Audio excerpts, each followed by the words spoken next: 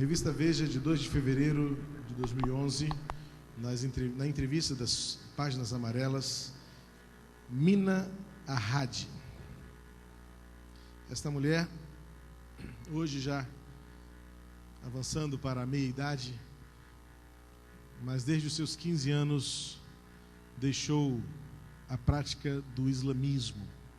Hoje ela mora na Alemanha e coordena, dentre outras atividades, ela coordena um conselho de ex-muçulmanos que existe para apoiar e para proteger aqueles que, por vontade própria, deixaram a prática do islamismo e por isso vivem sob ameaça.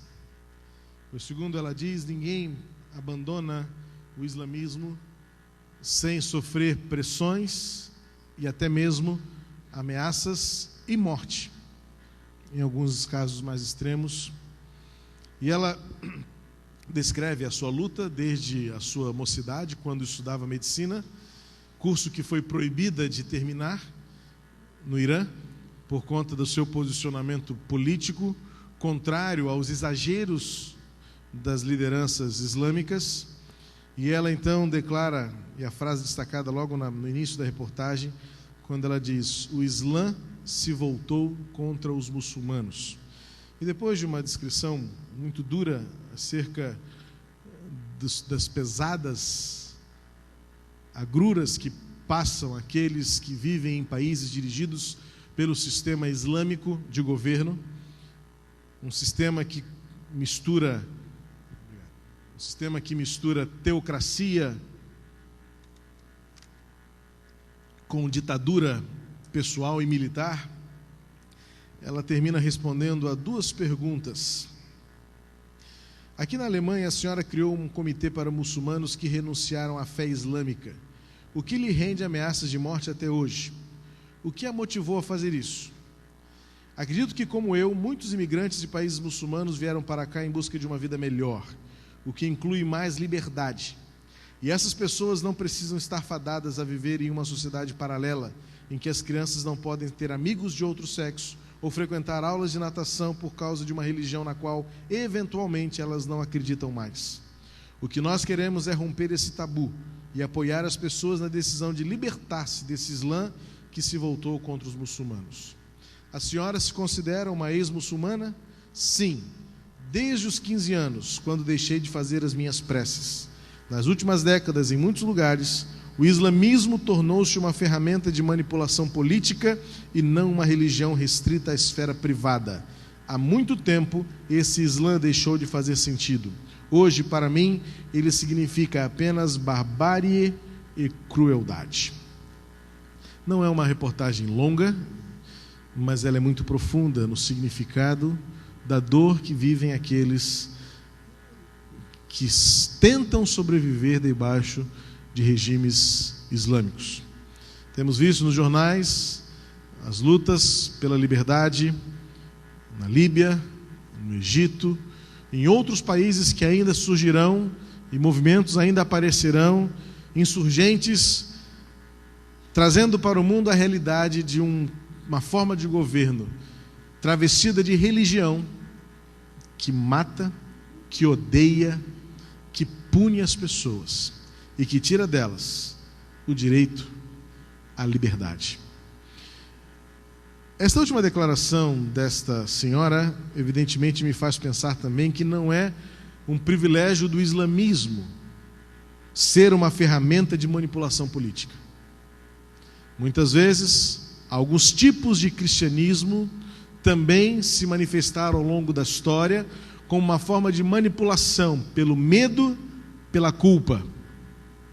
O fato é que tais sistemas em nada se comparam ao estilo de vida que Jesus veio estabelecer por meio da cruz. O apóstolo Paulo, quando escreve aos Coríntios, retrata o Deus a quem servimos de uma maneira profundamente especial. Abra sua Bíblia em 1 Coríntios capítulo 8. Vamos extrair desse contexto maior apenas 2 versículos, mas que contém um aspecto teológico um aspecto missiológico profundo e prático para a nossa vida, para a nossa reflexão e para o desafio diante do qual estamos sendo apresentados nesta manhã, que é fazer com que estas pessoas, esses países, conheçam a graça do Pai. 1 Coríntios capítulo 8, versos 5 e 6, diz assim: pois ainda que existam os supostos deuses, seja no céu, seja na terra, assim como há muitos deuses e muitos senhores, no entanto, para nós há um só Deus, o Pai, de quem todas as coisas procedem e para quem vivemos, e um só Deus, e um só Senhor, Jesus Cristo, pelo qual todas as coisas existem e por meio de quem também existimos. Pastor Caleb Mubarak, nossa igreja o conhece, é aquele casal de missionários no mundo islâmico. Pastor Caleb é o seu nome fictício, cujo nome verdadeiro não pode ser conhecido. Eu o conheço, eu sei, meu amigo pessoal, esteve conosco, contou a história do olho, da cabeça do carneiro. Irmão Lemos, né? De coisas ruins, irmão lembram bem. Não é? Se for perguntar o que ele pregou, ninguém vai se lembrar, mas do olho, da cabeça, de carneiro, todos vão se lembrar. Não é? Ele nos ensina e nos mostra, ele cita um autor, Dr. Salim Al-Mahdi, autor dos livros chamados Os Mais Belos Nomes de Alá.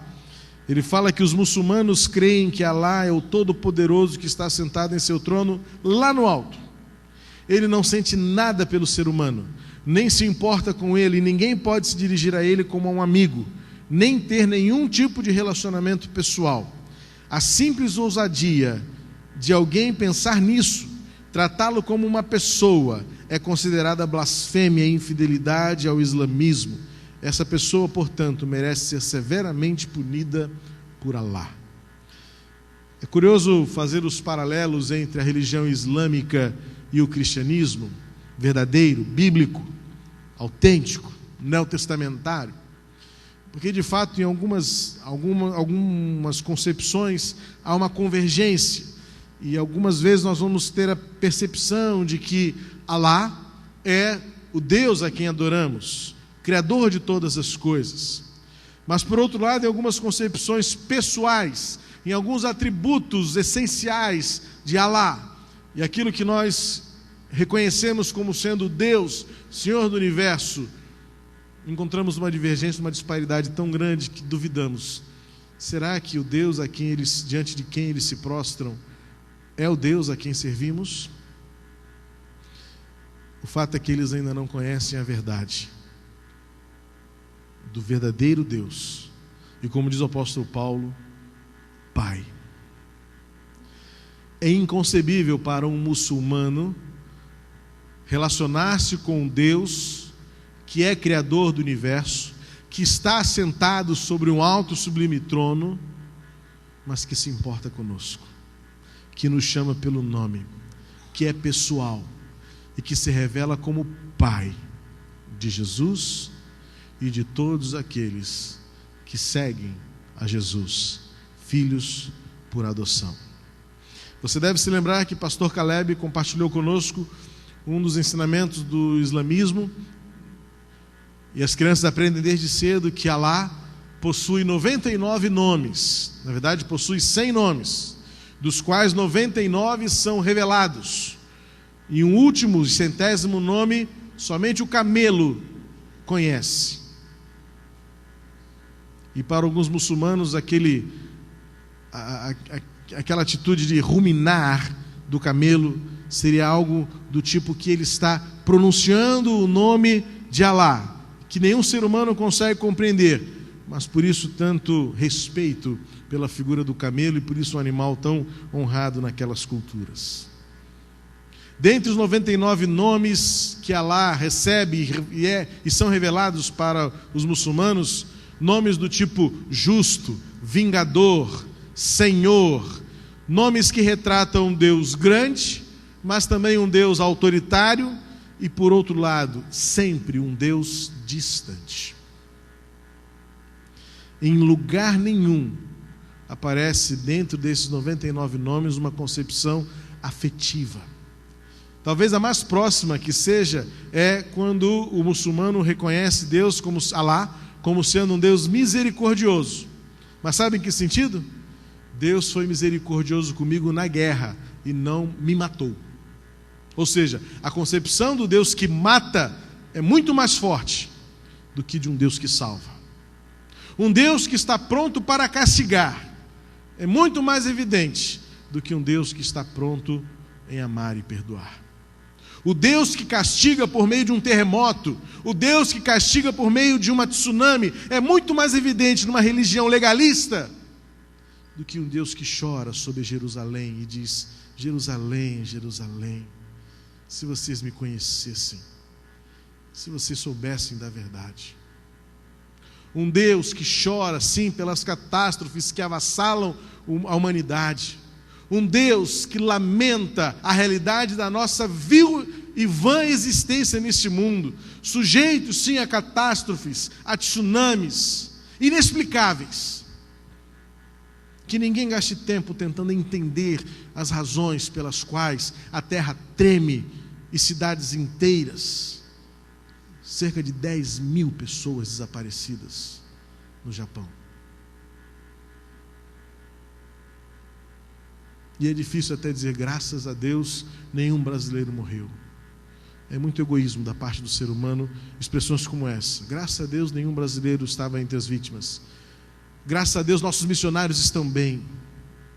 Sim, graças a Deus, mas isso não nos pode perder de vista a graça e a misericórdia de um Deus, sim, que chora sobre Jerusalém e vê a humanidade perdida, sem esperança, sem direção.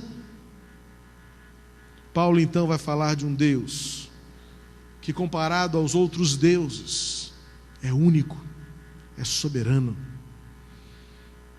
Algumas expressões religiosas têm divindades para cada atributo e para cada tarefa.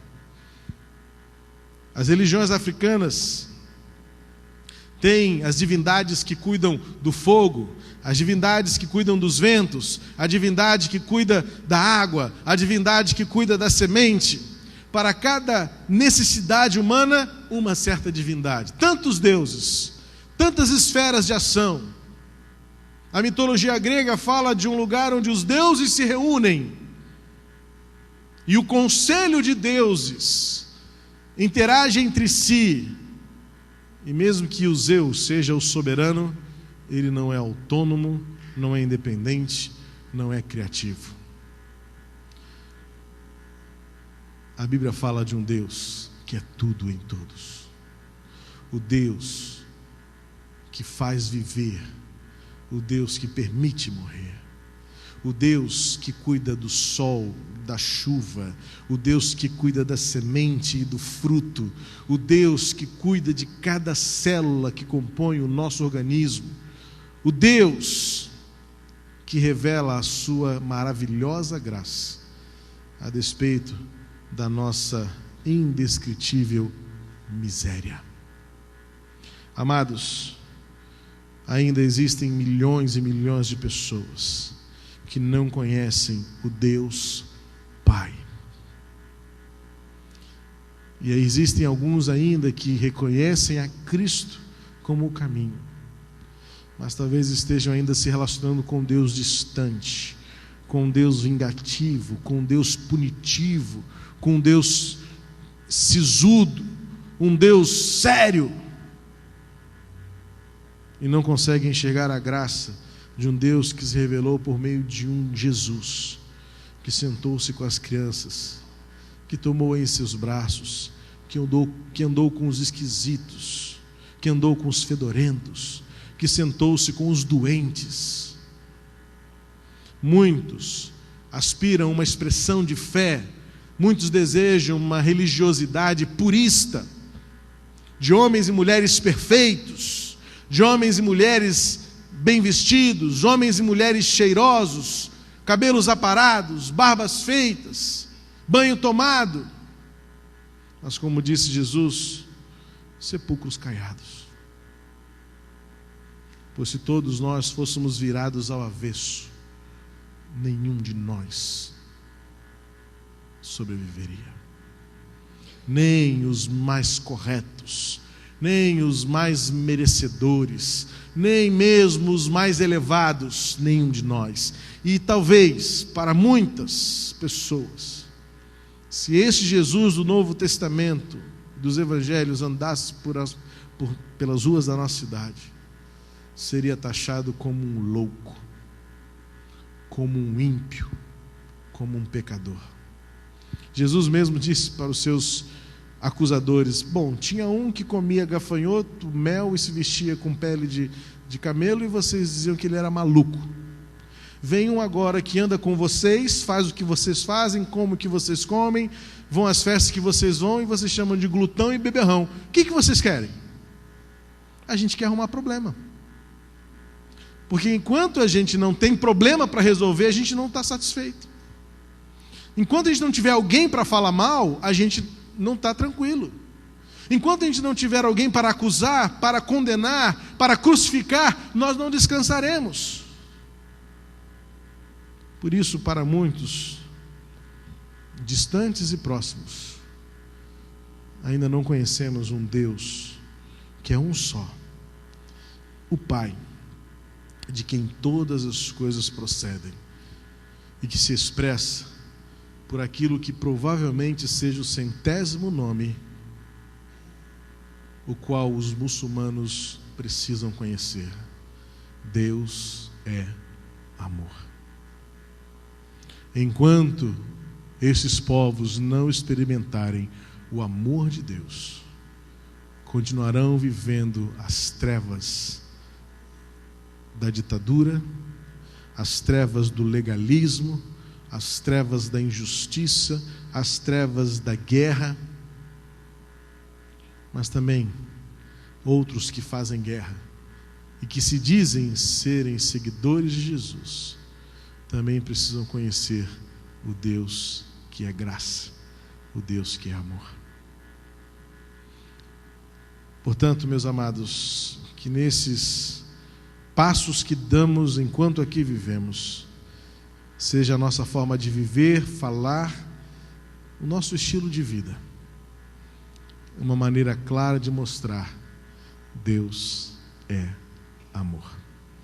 Ele enviou Jesus para morrer em nosso lugar, para nos dar vida, para acima de todo nome revelar-se como um Deus que nos ama do jeito que somos, que não vê os nossos defeitos, mas vê aquilo no que podemos nos transformar pela sua graça, pelo seu amor, pela salvação.